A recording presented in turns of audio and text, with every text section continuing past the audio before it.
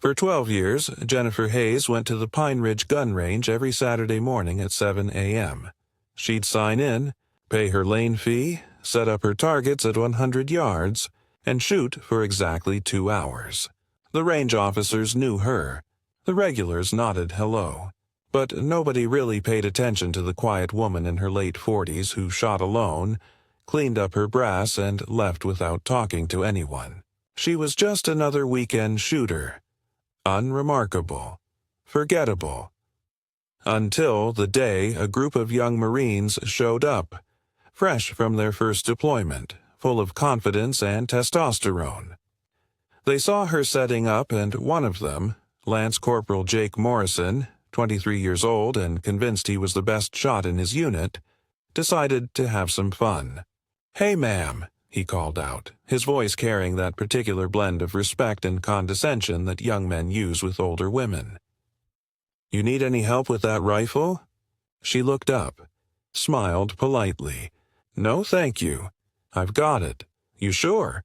That's a pretty serious setup for a weekend shooter.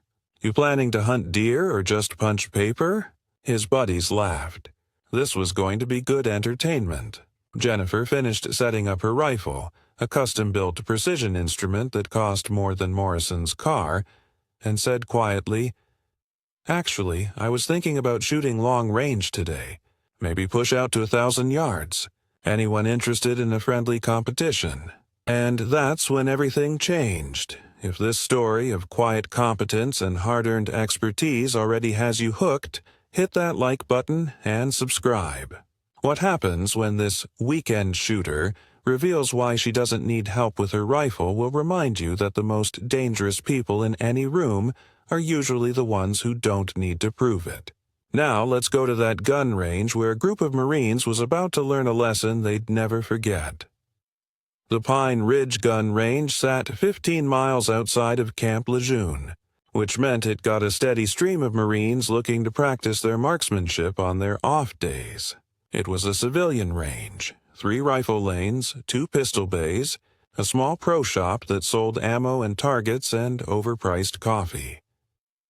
The rangemaster was a retired Marine gunny named Ellis who'd seen everything and wasn't impressed by much. He sat in his booth at the entrance, checking people in, collecting fees, and making sure nobody did anything stupid enough to get the range shut down. At exactly 0700 hours on Saturday morning, Jennifer Hayes pulled into the parking lot in her 2010 Honda CR-V.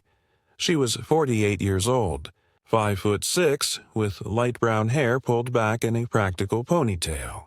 She wore jeans, hiking boots, and a plain gray t-shirt that said nothing about who she was or what she'd done. She looked like a soccer mom, a librarian, a high school teacher, someone's aunt. She looked like anyone except what she actually was. "Morning. Gunny," she said, signing in at Ellis's booth. "Morning. Gunny," Ellis replied with a slight smile, using her old rank because he was one of the few people at the range who knew. She paid for lane 3, the furthest right, which had the longest sight lines, bought 2 boxes of .308 match-grade ammunition, carried her rifle case and range bag out to the firing line.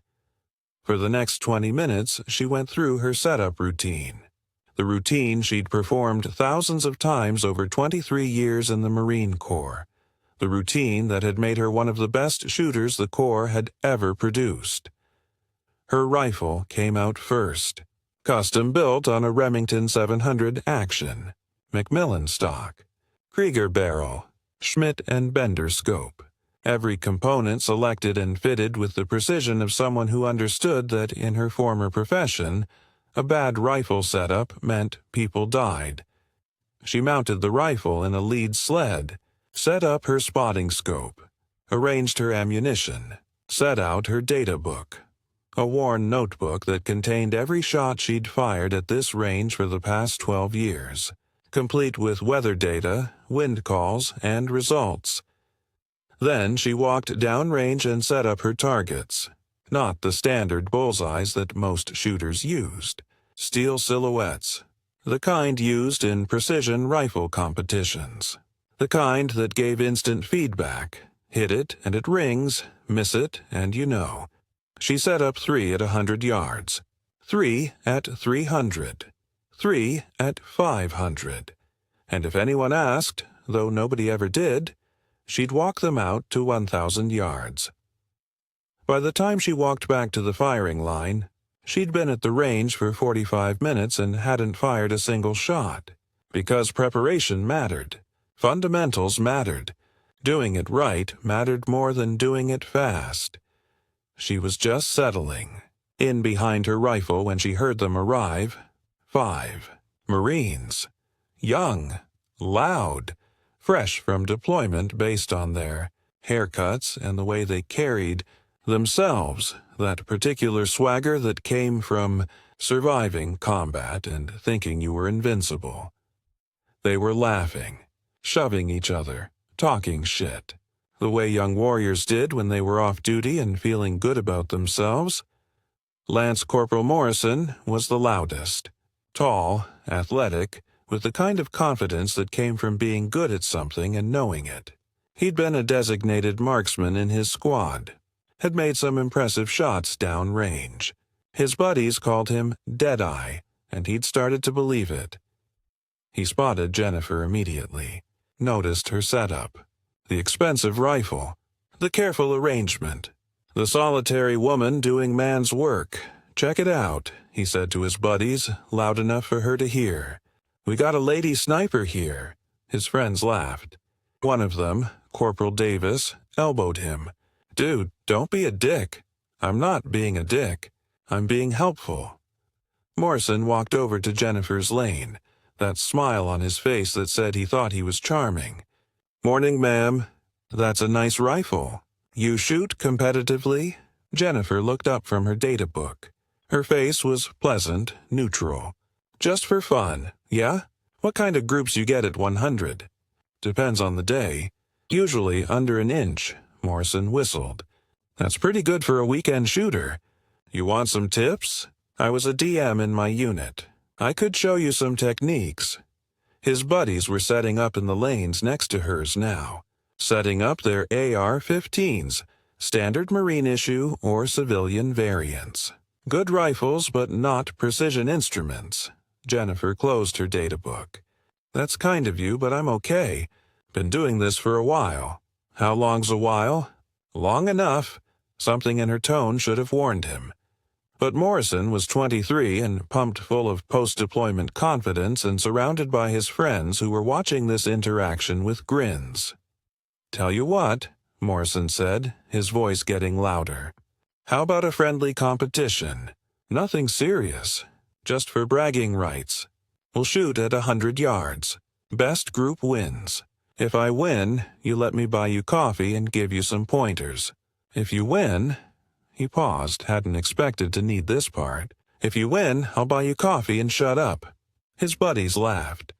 This was entertainment now, the cocky DM hitting on the older lady shooter.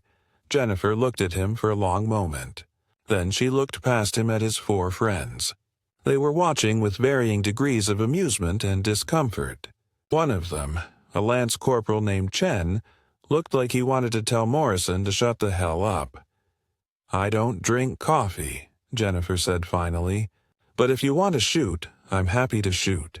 Though I was planning to go long range today. That 100-yard shooting gets boring after a while." Morrison blinked. "How long range?" "I was thinking 1,000 yards. There's a berm way down range.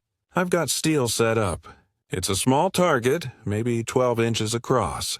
But that's what makes it interesting. 1,000 yards.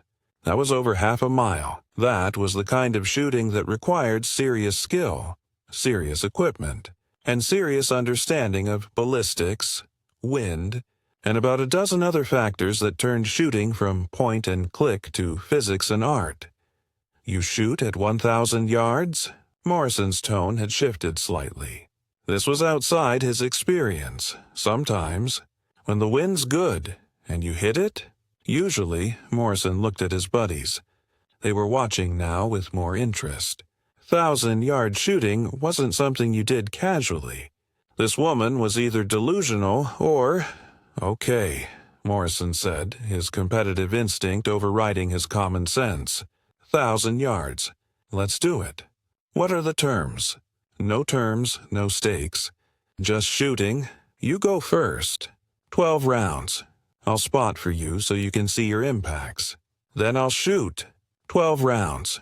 You can spot for me. We'll see how it goes. And whoever hits the most wins? If you want to call it that.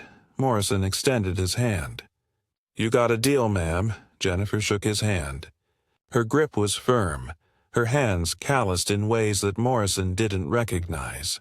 The kind of calluses that came from thousands of hours on a rifle. One thing, though, Jennifer said as she released his hand. If we're going to shoot together, you should probably know my name. I'm Jennifer. Friends call me Jenny, Jake Morrison. They call me Deadeye. He said it with pride. Nice to meet you, Deadeye. You want to get set up? I'll walk down and set the steel. She grabbed her spotting scope and walked down range. Morrison watched her go, then turned to his buddies. Did I just make a mistake? He asked. Chen, the smart one, nodded. Probably, but I want to see how this plays out. Jennifer walked the 1,000 yards down range, checking the steel target she'd set up on previous visits. It was a 12-inch circular plate painted white so hits would show as black marks. It was mounted on a stand that would make it ring when hit. She set up her spotting scope at the 500-yard line, giving her a clear view of both the target and the shooting position. Then she walked back, taking her time, letting Morrison get nervous. By the time she returned, Morrison had his AR-15 set up. It was a nice rifle. A civilian market variant of the M4 with a decent scope. Good for 300, maybe 400 yards with the right shooter and ammunition. At 1,000 yards, it was barely adequate, but Morrison didn't know that yet. You ready? Jennifer asked. Ready as I'll be. Okay, wind's about 5 miles per hour, left to right. You'll want to hold about 2 mils right. Elevation you're going to need to come up, probably 30 mils from your 100-yard zero. You're shooting 223, right? Morrison nodded, impressed despite himself that she'd identified his caliber. Yeah, 223 isn't ideal for 1,000. It's going to drop like a rock and the wind will push it around. But you can make it work. Take your time. Let me know when you're ready, and I'll watch through the spotter. Morrison settled behind his rifle, adjusted his position, looked through his scope at the tiny white dot of the target, barely visible at 1,000 yards. This was way outside anything he'd done in the Marines. His longest shot in combat had been maybe 400 yards. This was more than double that. He made his adjustments. Elevation, windage, checked his breathing, squeezed the trigger. The rifle cracked. Jennifer, watching through her spotting scope at the 500-yard line via radio, said calmly, Miss, low left. You need to come up and right. Morrison adjusted. Shot again. Miss, still low. Come up another 5 mils. This continued for all 12 rounds. Morrison hit the berm around the target. He hit the dirt in front of the target. He even hit the target stand once, but the 12-inch steel plate remained silent. 12 shots. 0 hits. When he was done, Morrison stood up from his rifle, frustrated. His buddies had been watching, growing quieter with each miss. That's harder than it looks, Morrison admitted. It is, Jennifer agreed, walking back from her spotting position. 1,000 yards is where all your fundamentals show up. Every little mistake gets magnified. Wind, elevation, trigger press, breathing, it all matters. Your turn, Morrison said, gesturing to the firing line. Let's see how the expert does it. There was an edge to his voice now. Embarrassment. He talked a big game and just whiffed 12 times in a row. Jennifer settled behind her rifle. It was a completely different experience than Morrison's setup. Her rifle weighed twice as much. Her scope cost more than his entire rifle. Everything about her equipment said, This is purpose-built for exactly this kind of shooting. She opened her data book, checked her previous shots at this range, looked at her wind meter, made her calculations. Then she settled into position. The Marines watching suddenly understood they were seeing something different. Her position was perfect. Textbook prone supported, every point of contact optimized. Her breathing was controlled. You could see her chest rise and fall in a measured rhythm. Her trigger press was smooth. The rifle barely moved when it fired. The first shot cracked. A second later, a distant ping echoed across the range as steel sang. "Hit," Morrison said through his spotting scope, his voice quiet. "Dead center." The second shot. Ping. Hit. Center mass again. Third shot. Ping. Fourth shot. Ping. Morrison stopped calling them. There was no point. She was hitting every single shot. Not just hitting the target, hitting the same spot on the target over and over with a consistency that shouldn't be possible at 1,000 yards. After 12 shots, Jennifer stood up. She didn't need to ask how she'd done. The sound of steel ringing 12 times had told everyone. Morrison was staring at her, his jaw slack. His buddies had gone completely silent. Gunny Ellis had walked out of his booth and was standing at the edge of the firing line. Arms crossed, a knowing smile on his face. 12 for 12, Morrison said finally. How is that even possible? Jennifer began cleaning her rifle, her movements automatic. Practice. Good equipment. Understanding the fundamentals. Same as anything else. Nobody shoots 12 for 12 at 1,000 yards. I mean, nobody. That's competition-level shooting. National-level shooting. Sometimes, Jennifer agreed, running a bore snake through her barrel. Who are you? Morrison asked. The arrogance was gone now, replaced by genuine confusion. You're not just a weekend shooter. No, Jennifer admitted. I'm not. Chen, the smart lance corporal, stepped forward. He'd been quiet during the whole exchange, watching carefully. Now he was staring at Jennifer's rifle case, at the small Marine Corps emblem sticker partially visible, at the way she'd handled her weapon, at the precision of her shooting. You're a Marine, Chen said. It wasn't a question. Was, Jennifer corrected. Retired 2015. What was your emos? Jennifer paused. This was the moment. The moment where she could deflect, make something up, keep her privacy.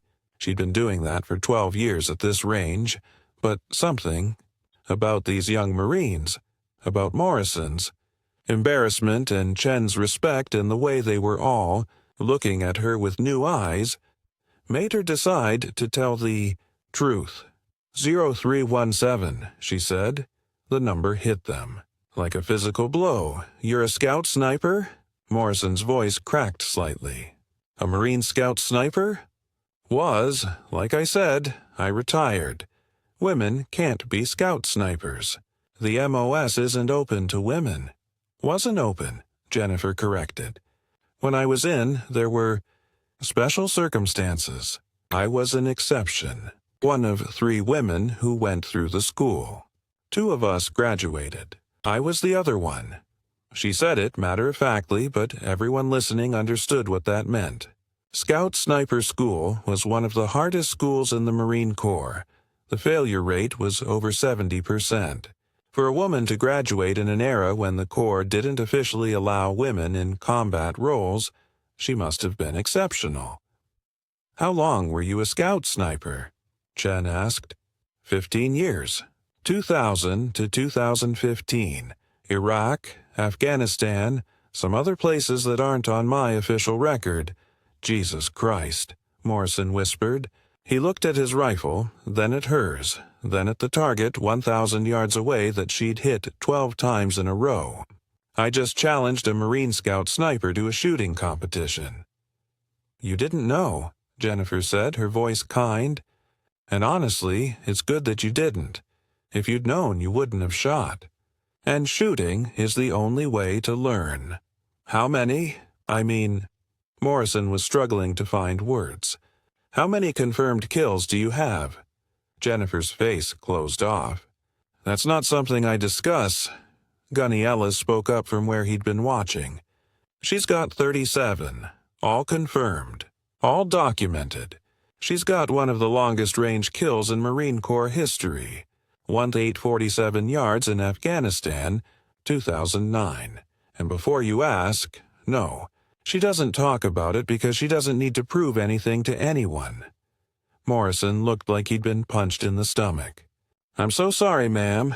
I mean, Gunnery Sergeant. I was so fucking disrespectful.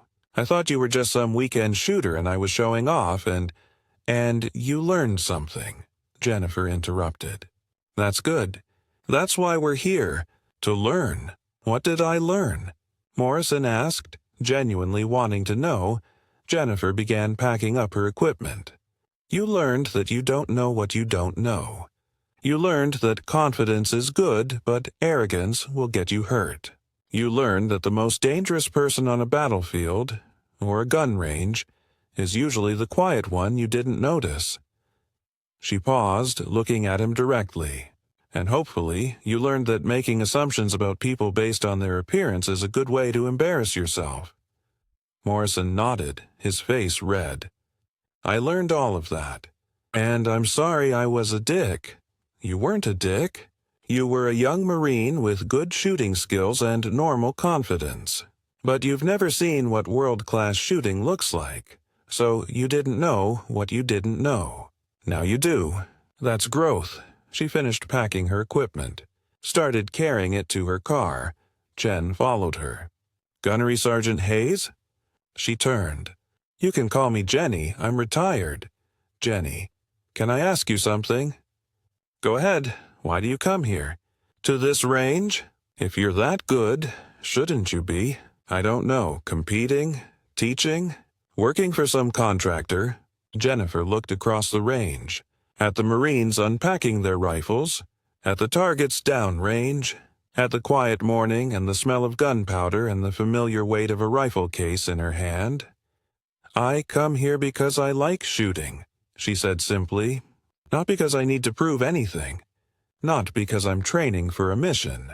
Just because after 23 years of shooting to kill people, I like shooting to hit steel. It's peaceful. Nobody dies. The targets don't shoot back. And when I'm done, I go home to a normal life. Do you miss it? The Corps? Every single day, Jennifer admitted. But missing something doesn't mean you should go back to it. I did my time. I did my job. I'm proud of my service, but that part of my life is over. Now I'm just a woman who likes to shoot on Saturday mornings. She started walking to her car again. Chen called after her. Could you teach us? Morrison and the guys and me? We want to be better shots. And we just saw the best. Jennifer stopped, turned around, looked at these 5 young Marines who'd just learned a hard lesson about assumptions and respect. I'm not a teacher anymore, she said. Please, Chen said. We'll pay range fees. Buy ammo, whatever you need. We just want to learn from someone who actually knows what they're doing. Jennifer was quiet for a long moment. Then, I come here every Saturday at 0700, Lane 3. If you show up, be on time and be ready to work. I'm not going to hold your hand or coddle you. You'll do it the right way, or you won't do it at all. Understood? Understood, Gunnery Sergeant. It's Jenny, she corrected. See you next Saturday. She walked to her car, loaded her equipment, and drove away. Behind her, 5 Marines stood at the range, staring at the 1,000-yard target that still bore the marks of 12 perfect hits. We're coming back every Saturday, Morrison said quietly. Forever. Saturday morning, 0700, Pine Ridge Gun Range, Lane 3 and the 2 lanes adjacent. Jennifer Hayes was setting up her rifle when the first Marine arrived. Chen always early. Behind him came Morrison, then Davis, then Williams and Cooper. 5 Marines who hadn't missed a Saturday in 26 weeks. they'd learned. Boy, had they learned. Morrison could now hit the 1,000-yard plate 8 out of 12 times. Not Jenny-level consistency, but respectable for a young shooter. Chen had become obsessive about data, keeping meticulous notes about every shot, every wind condition, every lesson learned. They'd all gotten better rifles, better scopes. They'd studied ballistics. They'd practiced their fundamentals until their positions were nearly as good as Jennifer's. But more importantly, they'd learned to be humble, to respect the craft, to understand that shooting, real shooting, precision shooting, shooting that mattered, was a lifelong pursuit that required constant learning. "Morning, Jenny," Morrison called out, setting up his equipment. "Morning, Deadeye. You ready for today?" "What are we doing?" "Moving targets," Jennifer said with a small smile. "Because steel plates don't shoot back and they don't run. Time to make it harder." Morrison groaned, but he was smiling. This was the routine now. Every week, Jenny pushed them a little further, challenged them a little more, made them better shooters. Gunny Ellis watched from his booth, pleased. The range had become something of a legend in the area. Word had spread about the retired Marine Scout sniper who taught on Saturday mornings. Other shooters had started showing up, hoping to watch. Some asked to join. Jenny accepted a few. The ones who showed proper respect and genuine willingness to learn. The young, cocky shooters who showed up to prove something. She let them shoot, let them embarrass themselves, and then offered them the same deal she'd given Morrison.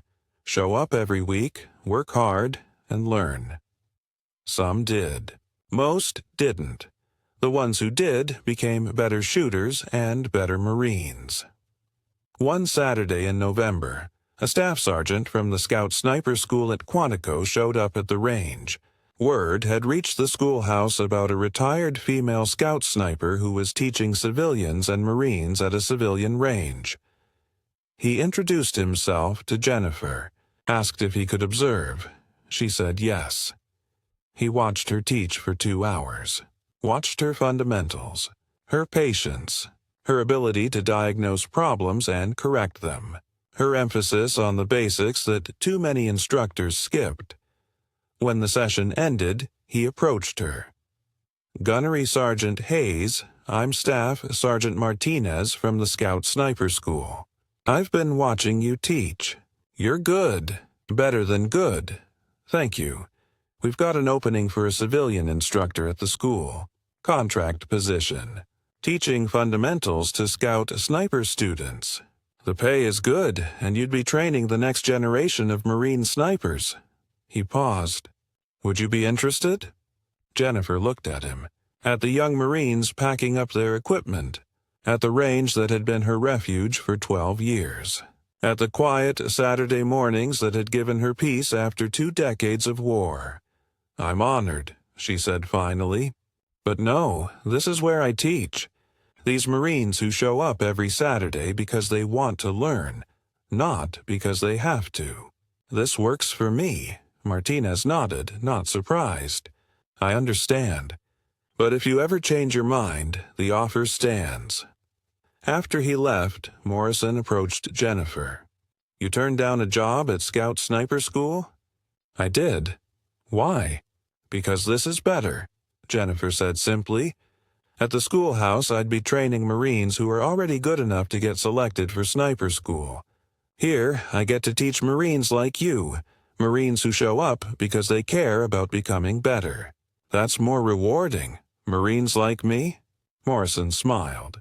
"You mean cocky lance corporals who didn't know they were challenging a legend?" "I mean Marines who are willing to learn from their mistakes. That's rarer than you think." The Pine Ridge gun range had expanded. Gunny Ellis had added 2 more rifle lanes specifically for long-range shooting. He'd put up a sign. "Saturday morning precision rifle classes, 0700, 0900. All skill levels welcome." Jennifer Hayes still showed up every Saturday at 0700, still shot lane 3. Still taught anyone who was willing to learn. Morrison had re-enlisted and put in a package for Scout Sniper School. He'd been accepted, partly based on his shooting scores, partly based on the letter of recommendation from a retired Marine Scout sniper who'd trained him every Saturday for 2 years. Chen had become Jenny's assistant instructor, helping with the newer shooters while Jenny worked with the more advanced students. The range had become a community. Veterans and active duty, old and young, men and women, all united by a love of precision shooting and a willingness to learn from one of the best. One Saturday, a young woman showed up at the range. She was nervous, carrying a rifle case that looked new. She approached Jennifer hesitantly. "Are you Gunnery Sergeant Hayes?" "I'm Jenny Hayes. The gunnery sergeant part is retired." "I'm Private First Class Sarah Mitchell. I'm stationed at Lejeune. I heard there was a female Marine Scout sniper who teaches here. I'm trying to get selected for Scout Sniper School when they fully open it to women. I was hoping. Could I learn from you?" Jennifer looked at this young Marine, at the nervous hope in her face, at the rifle case that probably represented months of saved pay, at the determination to become something the Marine Corps had only recently decided women could officially be. And she remembered being that young Marine herself, 23 years old, trying to become something the Corps said she couldn't be, learning from instructors who didn't think she belonged, proving herself every single day until the day she didn't have to anymore. "Set up in Lane 4, Jennifer said. "We're going to start with the basics. Body position, breathing, trigger control. Everything else comes after you master those. Understood?" "Understood, Gunnery Sergeant."